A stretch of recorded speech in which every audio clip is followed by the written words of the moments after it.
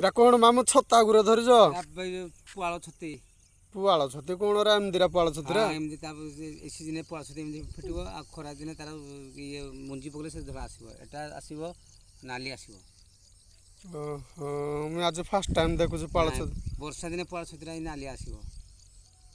ଆଉ ଖରା ଦିନେ ସେଟା ଯେଉଁ ମଞ୍ଜି ପକା ଯେଉଁ ବେପାର କରୁଛନ୍ତି ସେଟା ଧଳା ଆସିବ। ଓହୋ ସେଟା ଏମିତି ଫୁଟିବନି, ସେଟା କଢ଼ ଆସିବ। ଏଟା ପୁରା ଫୁଟିବ, ଏଟା ପୁରା। ଆଉ ଏଦିନ ଛତିଟା ହେଉଛି ଲାଲି ଆସିବ। ତାପରେ ଏଦିନ ଛତିଟା ଟେଷ୍ଟ ବହୁତ। ଟେଷ୍ଟ କେମିତି? ତାକୁ ରସୁଣ ଟିକେ, ପିଆଜ ଟିକେ ଆଉ ଜିରା ଟିକେ ପକେଇକି ଭାଜିଲେ ଟେଷ୍ଟ ପୁରା ଆସିବ। ଖରାଦିନେ ଏତେ ଟେଷ୍ଟ ଆସିବନି, କାରଣ ସେଇଟା ହେଉଛି ମଞ୍ଜି ଛତିଟା, ସେଇଟା ବେପାର ଛତି। ଏଟା ଆମର ନିଜେ ହେଉଛି ନିଜେ ବାହାରିବ ପୁଆଳର ଛତି।